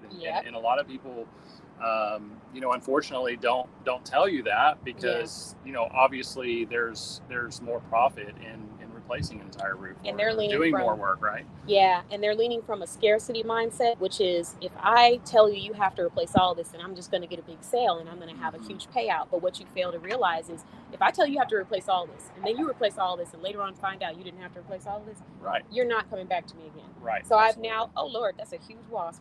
I have now, and I got on all this perfume, and I did not bring my peppermint oil. Oh Lord. Swat at it. Not on my live. I cannot swell up on my live, y'all. But no, a lot of people don't realize the long-term hurt that you do yourselves when you're trying to operate from scarcity. Right. We have to be a lot more abundant, and that's something that I feel like it comes with time as a business owner. But trust is the most important thing. And I've had times with entrepreneurs where I can see what they're doing, and one person came to me and was like, I need a whole new website. I need this, and that. And I was like, your website looks great. Right. So if you just want a website because you just want to work with me, you could have sold I'm not going to website, argue right? with you. Yeah, I could have definitely been like, okay, how much? You want this, and that? $2,000. Right. But in reality, is that really the problem that you're having? No, you're coming to me for this website because there's a problem that you're trying to solve. Right. And in your mind, you're thinking it's a problem of booking, when in reality, it has nothing to do with your website. It has to do with you not pushing your website. Right. There's no point in having a website if you're not going up to people and saying, hey, here's my website. Absolutely. It doesn't sell itself. Right. And so I could have very well just got that website from you, made that money, and down the line, when you're still not making sales and there's no growth or no elevation mentally, you're still wondering, why I'm not seeing growth. And now guess what? In your mind, Catan is not a solution. Mm-hmm. Catan is just one of the noise. Right. And I'm not trying to be that. I'm trying to be the solution. Absolutely. So as business owners and as entrepreneurs, we have to remember that, yes, you want a service. Yes, you want people to spend money with you, but you want to make sure that you are actually providing a solution first. And Correct. If they don't need that service, don't try to push it so much. Like, that's the thing too, people don't realize. When you have your own business, you don't have to be that quote unquote car salesman. Right. Or that door-to-door salesman. Right. I'm sorry to all my door-to-door salesmen. We love you. You hold a special place in our heart. I've done it for a long time. So. Yeah. But oh Lord. So listen, I got to explain this. We love and appreciate them, but there's a different level of, depending on who you're working for, of survival that you have to do. It's like, this isn't an option for me. I have to get these sales in. I have to go to your house and I have to do this.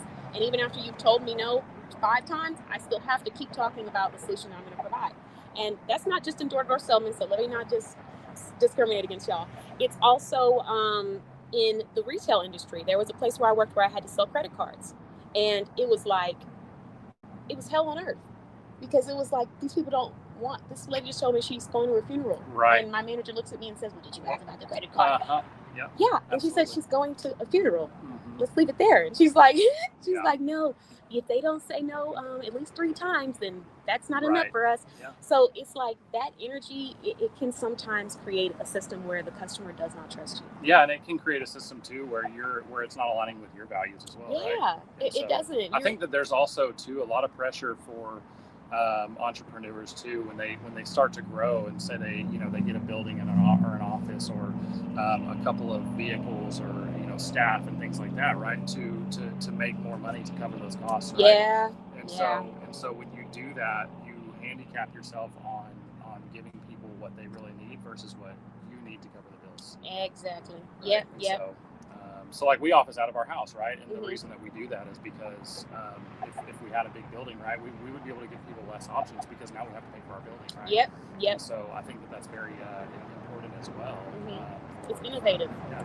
You got to be innovative as an entrepreneur. I mean, I'm not against growing at all. Right? Yeah. But you've got to do it in a way that is also aligned with, once again, your values, right? And conducive to your business as well, right? Exactly. So. And there's a thing. Here's the thing too, because I want to make sure that anyone who is in the sales industry, don't hate me, okay? I'm just trying to make sure I give the right advice.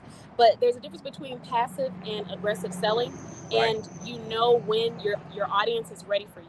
And so when you're an entrepreneur, it can be hard to switch out of survival mode where you really just, I need to make this sale. But you have to listen to it, because even if you're not an entrepreneur, as a salesperson, when you listen to it, the customer tells you exactly what they need. Even if they're not ready now, they could quite literally be telling you, I'll be ready in 6 months. But because you are so focused on getting that sale and making that, you're in that survival mode, you're in that, I got to get this, you mishear them. And because you mishear them, they now lose faith that you're the person that can deliver. Right. I've had times where I've told someone, not right now.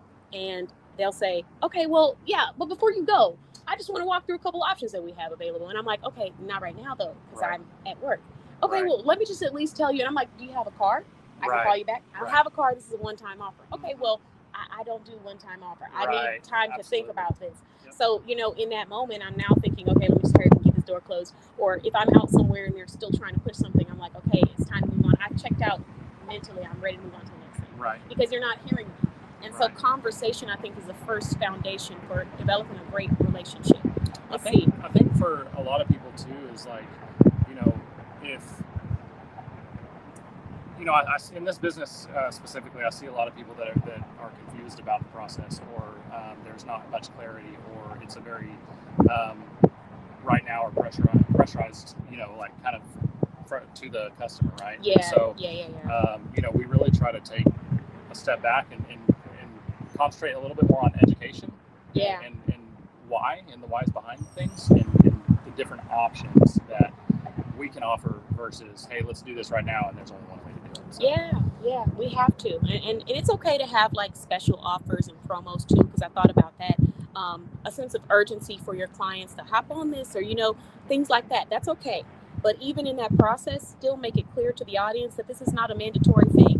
You have options. I've told people in the past, because they're like, ooh, I really want this, but I can't do it right now. Is there any way? And I'm like, well, this offer may not be here, but I'll always be here. Right. And when you get here, we can tell you what offers are available. Absolutely. If there are anything special. If it's not, then that's the price. But at the end of the day, you don't have to feel like I have to do this right now, because if I don't, the world's going to fall down on Right. me. I'm clearly voicing that to the client so they can make that decision on their own. Absolutely. And letting them know, hey, you don't have to pay for this. You could just do this, or that. It just builds a lot of trust.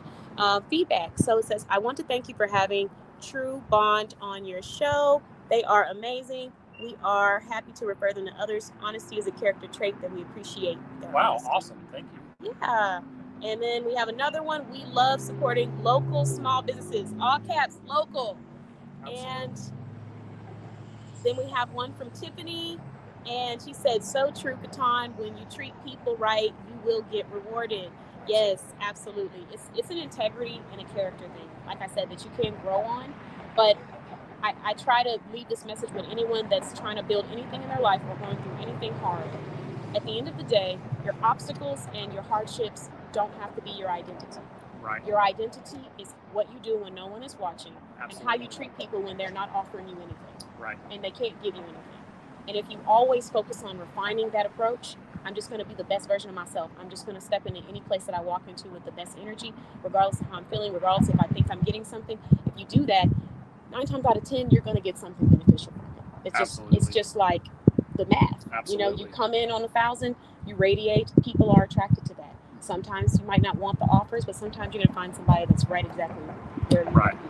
So, and I think too, like, not everybody, is religious or, whatever, but like as a faith-based company, as somebody who believes in God, right? I believe truly that whether we make a profit on a job or not, if we're helping people and we're helping people solve problems in the way that they need us to, then that comes back to us, right? And referrals through word of mouth, things like that. It does. Absolutely helps. It does. So. It comes back, and there's ways to do it even when you feel like there's nothing that you could offer. Because entrepreneurs who are just starting out are like, well, what could I give? I don't have any funds. I can't spend the time doing this. I'm working a 9 to 5.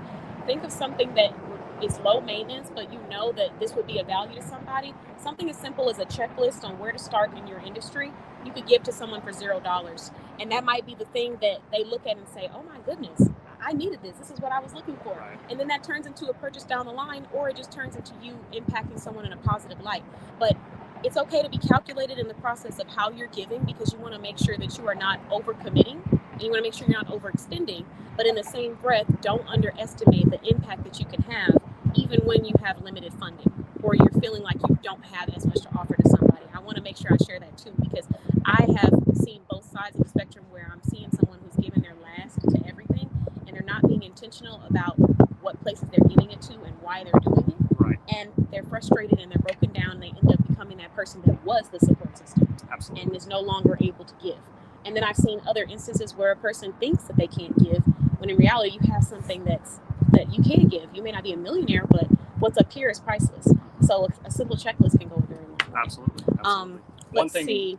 I was going to say to that point, like one thing, that a lot of what we do is sometimes is like preventative maintenance, right? And so, maybe somebody just needs, a tune-up, right? Like your car needs a tune-up, right? An oil change, things like that. Well, there's also things on a roof that, can be sealed up with sealant, right? Or caulking to avoid a leak, that could potentially happen, right? And so those are some of the things that we do just to help people out that might not need it right now, but we want them to call us later too, right? Yeah, this is a way, it's an opportunity. This is what I say, and I scream this from the rooftops, but every interaction you have with a potential client or even someone that is just a human is an opportunity for you to show the value you can bring to someone's life. So I've had times where I've brought people into rooms. These are people who have spent thousands of dollars with me, and the people that I'm bringing them to might say, oh, well, give me sales. And I'm like, you got to understand that every opportunity is an opportunity for you to bring some level of value. Absolutely. So even if you weren't bringing sales immediately right then and there, did you leave a lasting impression that's going to make them feel like you're the solution for their life or for someone close to them? Right. And did you limit what they could do for you based off of the fact that they didn't bring sales in today? Right. Because I had someone who said something along the lines of, well, there's just nobody that, she was in a specific industry, and she's like, there's nobody in here who buys what I sell. Well, later on down the line, not only did people buy what she sold, but they started producing it themselves. Right. So you had an opportunity to make money off of teaching other people how to do it. Right. And you had an opportunity to have people who supported you. But because you limited what they could do for you because they weren't spending immediate dollars, you now lost out on a really great network, because these were people who in my network has spent thousands of dollars on small businesses. Mm-hmm. And they don't start off at $1,000. Right. Who does that? Yeah. I mean, I don't. Start with research. Right. So if you're talking to me and you're like, hey, I got this $1,000 bag. Okay, cool. But what's in it? And, what are the materials? I'm not just going straight, okay, here. Right. We don't do that. So, you can't expect someone else to do it. We don't do it ourselves. Oh. All right. Sorry, guys. We're outside, so you're going to hear that outside noise. But no, that's just something I'm passionate about. But I do know that I'm baking. Aaron's probably going to be baking soon if he's not already in the sun. And and my device is baking as well. And I don't want to end abruptly. So I do want to go through and let's see. We had a question here. Do you believe God exists? And yes or no, and then why? I don't know what the day I don't know what the day holds, but I know who holds the day. Great show. Thank you. Oh, thank you so much, Clara. That is beautiful. So did you want to answer the religion question? How do you feel? I mean, that's a very long answer to, and very many. you're at 7% battery. So Yeah. I mean, we're baking, but Yeah. just if you want to give like a quick little I mean, it's just it's who I was. I was fortunate enough to have parents that showed me who God was, right? And I think that there are people out there that don't have that experience or don't have that raising, and so I was raised on that. I fully believe it, and whether you do or not, that's fine. I think it's just kind of who you are or how you were raised, right? Yeah, no, So. I agree. I think that's a really great way to sum that up. Honestly, you're doing awesome, because those kind of conversations on the spot is like, hours, let me right? think. They can, but so for me personally, I do believe that there's a creator. How I practice my spirituality or how someone else practices, I don't necessarily try to put a cap on, because I believe that overall what we were meant to do on this earth is bring light to other people. And I do think sometimes labels, like the type of believer you are you Christian, are you this, do you practice this, labels distract us from what's really important, which is making a long-lasting impact on somebody's life And helping people, right? Helping people, because you never know what someone's going through. So they may not have the same practices as you, but Absolutely. you could save their life. You could save someone's life with your kindness. And you could also learn something from someone else who may not have hold the same religious label as you. And so that's why I try not to, you'll notice on my platforms, we talk about it a little bit, but I don't project too much, because I think everybody's story is different. Absolutely. And we've all had our own experiences that have led us to feel like that's why we're there. So yeah, I do believe there's a creator out there, but that's gonna have to be alive for a whole nother day. That was an amazing question though. Darshan, I appreciate you. Please come back, because we are baking, like I said, and my device is baking. So thank you guys so much for joining us at the Boss Babe Blog Brunch. We will be hosting more. We did a couple of test rounds just to see how everybody felt about entrepreneurs interviewing locals, and they loved it. So we will be doing this again. It'll be around the same date, the first Saturday of every month. If you would like to come out and be interviewed, you can come out and be interviewed. Depending on when we start, we'll most likely be doing $10 to $20 per interview. You come in, interview, we network, and I share some information and resources, and then you can do whatever you want to do with the audience and talk to everybody. And then we also have a virtual one that will just be $5 to $10, where you can come on live and you can talk about your brand from home. But I do want to say thank you so much. Yeah, thank you. I think what you're doing is awesome. I mean, this provided us an opportunity to talk. It was a great conversation. Yeah, absolutely. It's been nice. And next time I'll be adding food, because this is not like me to not have food on my plate while we're eating. But you guys, some people are getting to know me for the first time, so I didn't want my mouth to be full this time. But just please be prepared next time. I will be eating. And perfect answer, because they treat people the right way, and that's what matters. Yes, I love that. That matters. Appreciate that. Thank you guys so much for watching. Please tune in, subscribe if you love learning about small businesses, talking about real life things. Business, family life, happiness, spirituality, everything, all of that. We have so many entrepreneurs with so many different walks of life that can teach you so many lessons you weren't expecting. That's a lot of so's. But I will see you guys next time. Have a wonderful Saturday. And before you go, just remember, keep going. Don't give up on yourself. Don't be discouraged. And whatever your passion or your calling is, make sure you're walking in that with everything that you say and that you do. Bye-bye.